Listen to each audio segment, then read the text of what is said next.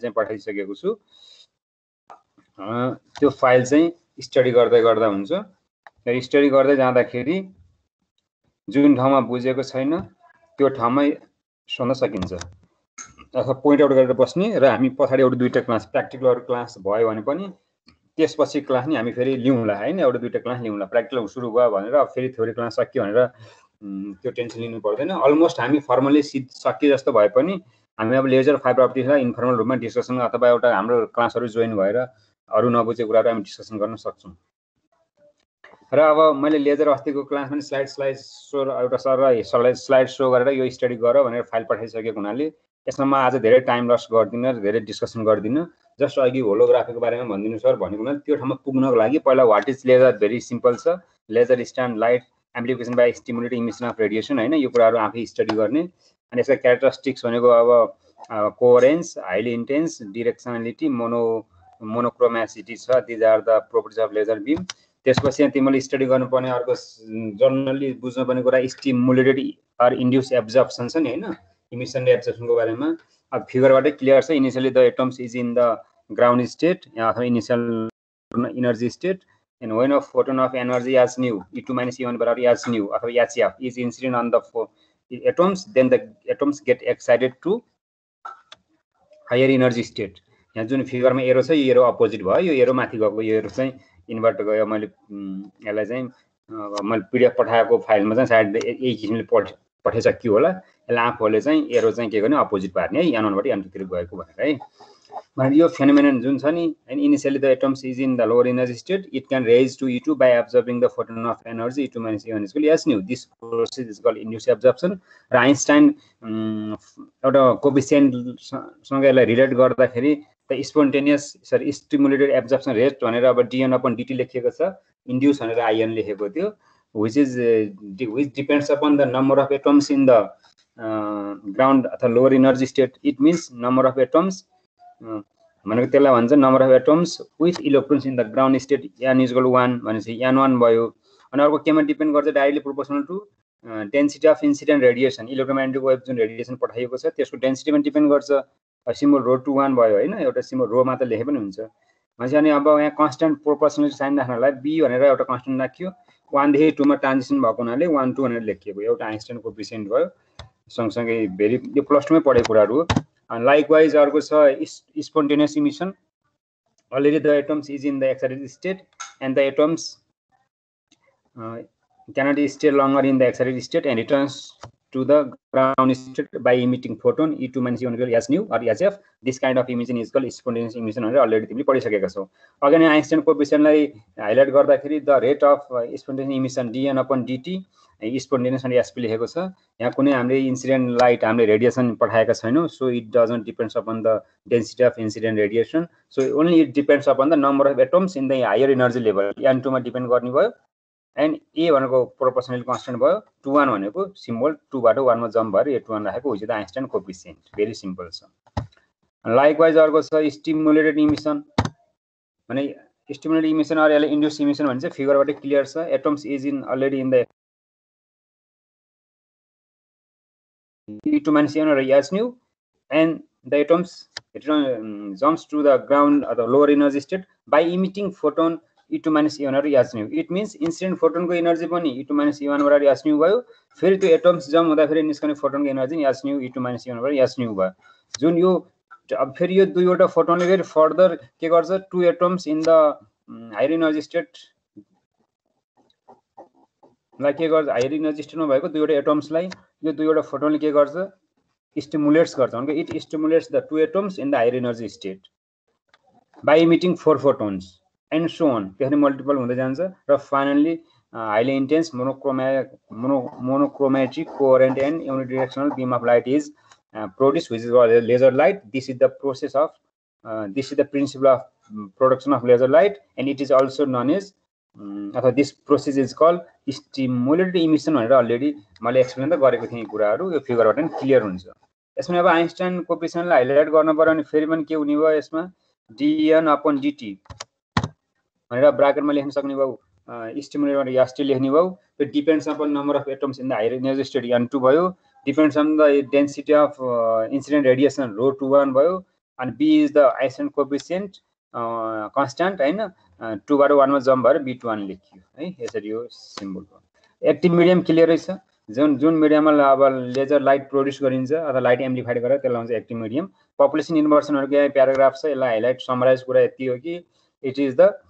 Phenomenon of having more number of atoms in the excited state than in the ground state किनकि अब यो figure मैले फिगरलाई मात्र highlight गर्दिएँ यसमा के हुन्छ भन्दाखेरि initially the atoms is in the ground state or at normal condition n1 greater n2 हैन जुन इनर्जी u1 हेरे नि फिगरबाट हेर्यो भने u1 मा भएको नम्बर अफ एटम्स धेरै छ u2 मा भएको नम्बर अफ एटम्स थोरै छ अब यसलाई हामीले अब किनकि लेजर बीम प्रोड्युस गर्न त नम्बर अफ एटम्स छ अप्पर लेभलबाट लोअर लेभलमा स्टिमुलेट गराउने जम्प गराउने चाहिँ हायर लेभलमा त नम्बर अफ एटम्स धेरै बनाउनु पर्यो भनेपछि यो नम्बर अफ एटम्स जुन हायर लेभलमा धेरै बनाइएको छ त्यो फेनोमेनल हामीले के भन्छौं population inversion can be done by the pumping there are different types of pumping अब लाइट युज गरेर अप्टिकल पम्पिङ हुन्छ अल्सो केमिकल पम्पिङ पनि हुन्छ त्यहाँ अर्को के इलेक्ट्रिक डिस्चार्ज पम्पिङ जस्ट तिमीले आफैले गुगल सर्च गरेर जस्ट हाइलाइट अलिकति थोरै एक्सप्लेनेसन यसको नलेज लिन सक्छौ हैन अहिले जस्ट अप्टिकल पम्पिङलाई मात्र हामीले यहाँ के गरेका छौं थोरै मैले डिफाइन फोकस गरिदिएको छु यो अप्टिकल पम्पिङ हो त्यसपछि गएर अब यहाँ मेटास्टेबल स्टेट भन्ने कुरा क्लियर छ भेरी सिम्पल भयो अनि अर्को टाइप्स अफ लेजरमा अब डिफरेन्ट टाइप्स अफ लेजर छन् अब helium neon laser gas laser भयो सोलिड स्टेट लेजर भयो केमिकल लेजर भयो सेमिकन्डक्टर लेजर भयो यो स्लाइड कुनै गाह्रो छैन अब हिलियम नियोन लेजरलाई स्टडी गर्दा आफूले प्लस 2 मा जे पढेको छ त्यही लेख्दा पनि हुन्छ र प्लस 2 ले हिलियम नियोन लेजरलाई स्टडी गर्यो भने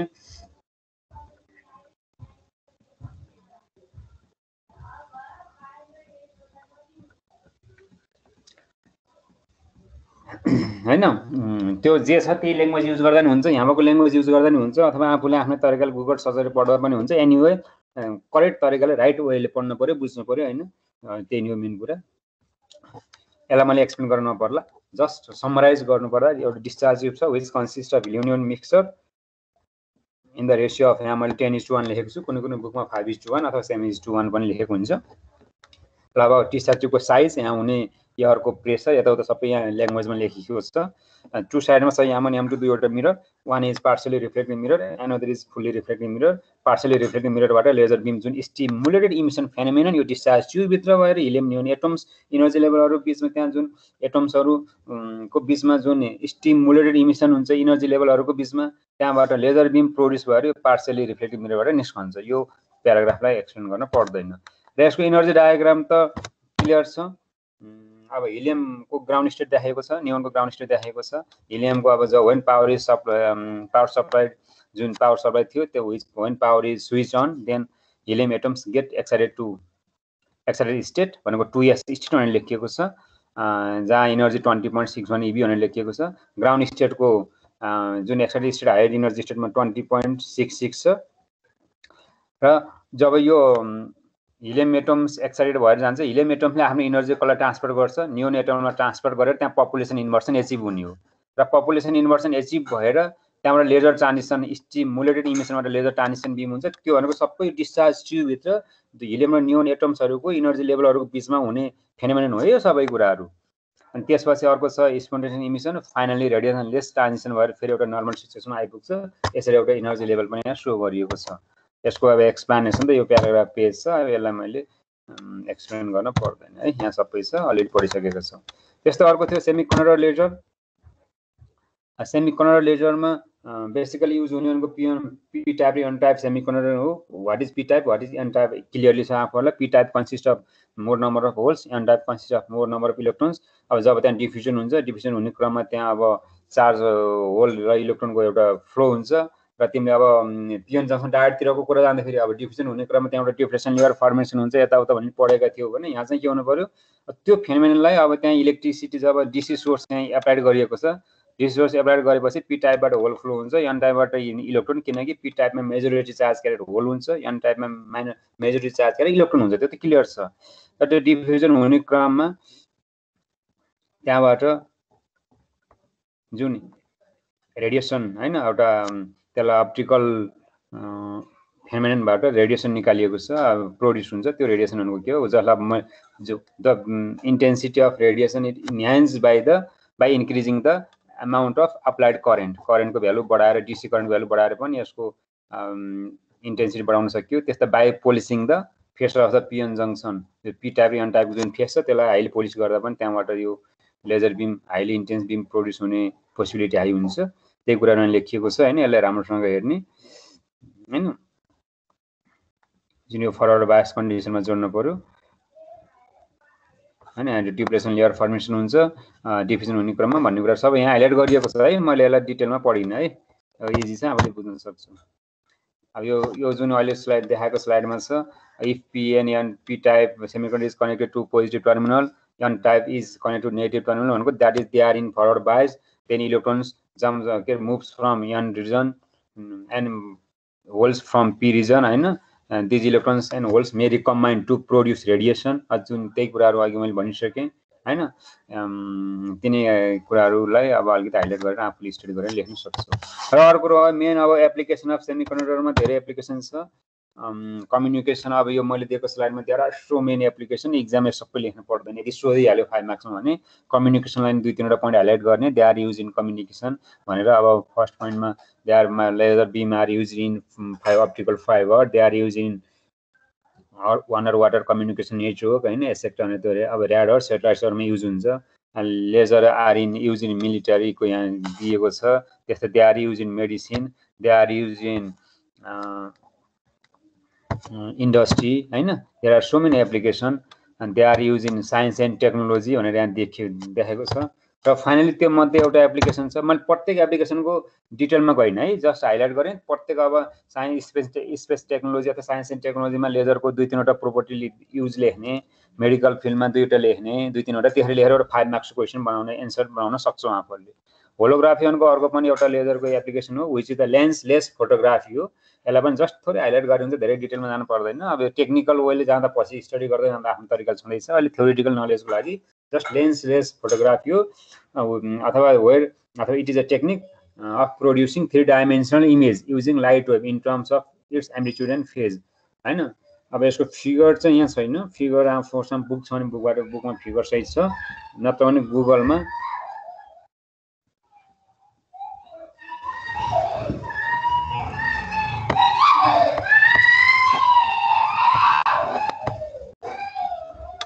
खेलिन्छ।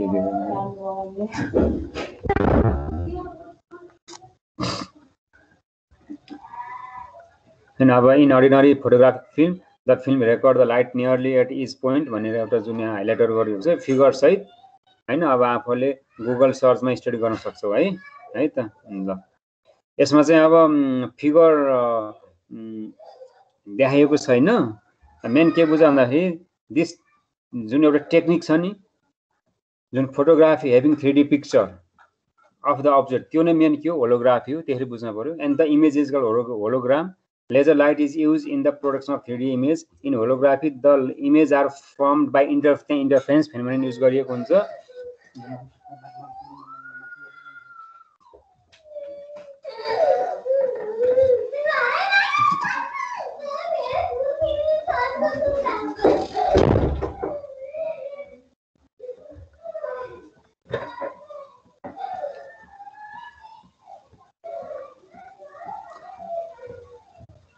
Okay, the interference between two wave serves as the means for storing on the film formation on the phase of the wave from the object, that is records both the intensity and relative phase of the light. अब intensity and relative phase of light अब जुन interference phenomenon बाट record गरेपछि त्यसले एउटा whole information about the object होइन, 3D whole information दिने भनेको 3D पिक्चर त हो नि होइन। If the photographic image is viewed with the light identical the reference beam then 3D virtual image of the original object is observe भनेर यसलाई एउटा इक्जाममा सोधिहाल्यो भने यति ल्याङ्ग्वेज लेखेर एउटा फिगर भने आफूले एउटा गुगल सर्चबाट पनि गरौँ त ल। यदि बुक छैन भने होलोग्राफी होइन भनेर सर्च गर्ने, त्यहाँ पाउँछ तिमीले। ल यसरी यहाँ रिलेसन बिट्विन आइन्स्टाइन कोएफिसिएन्ट छ। अघि मैले आइन्स्टाइन कोएफिसिएन्टहरू भनेको थिएँ नि होइन। एकैछिन मेरो एउटा फोन आयो है, जस्ट 1 मिनट। हजुर नमस्ते, ल म क्लास लिइरहेको थिएँ, भन्नु ल। बुझायो भने सबैले अब सबै बुझेन थिए। अब म त्यहाँ जिमेलमा अब कसैको जिमेलमा आएन, कसैले जिमेल आएन भनेर म्यासेजमा पठाएन, त्यो बुझे सबैको आएन। फेरि चाहिँ एब्सेन्ट छैन, सबै प्रेजेन्ट छ है। ल ठिकै छ है हुन्छ ओके ल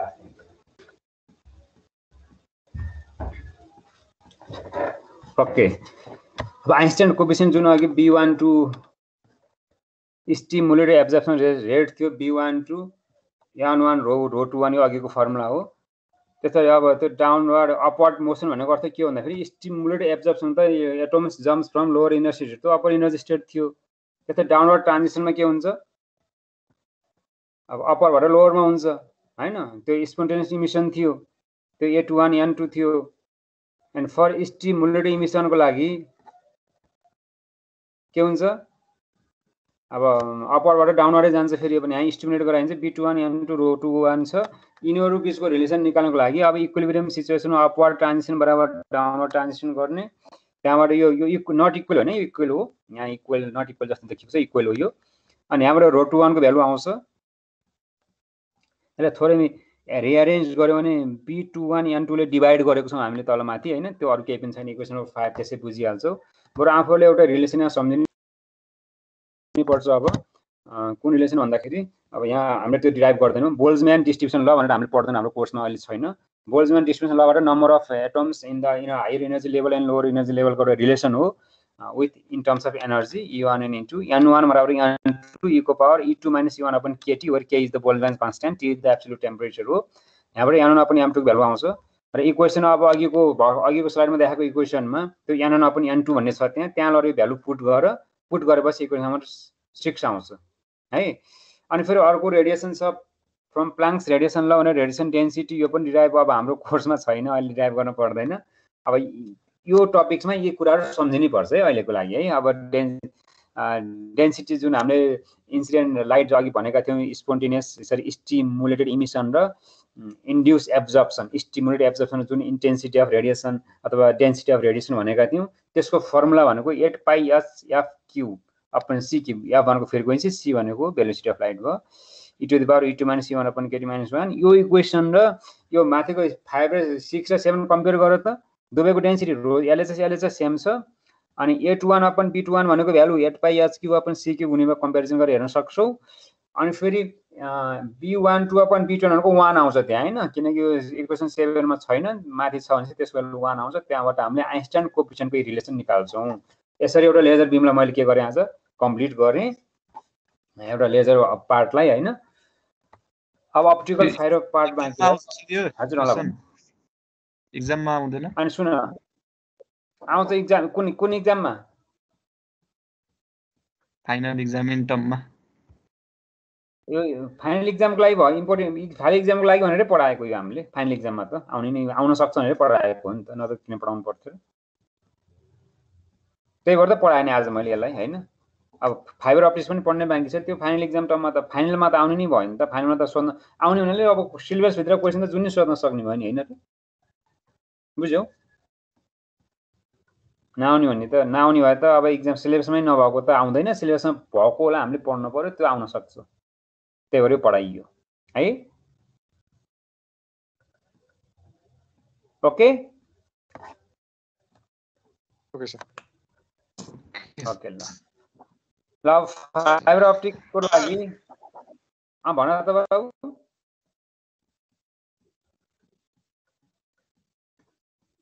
तिम्रो आवाज आएन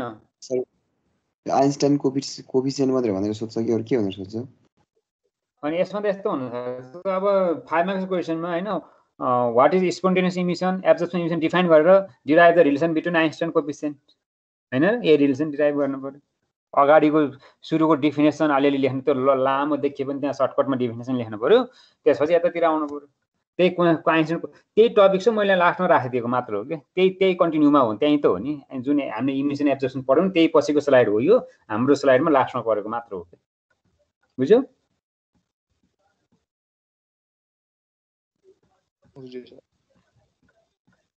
ल यति गर 10 अब टाइम पनि लगो सकिनला हाम्रो त्यहाँ डिपार्टमेन्टमा मिटिङ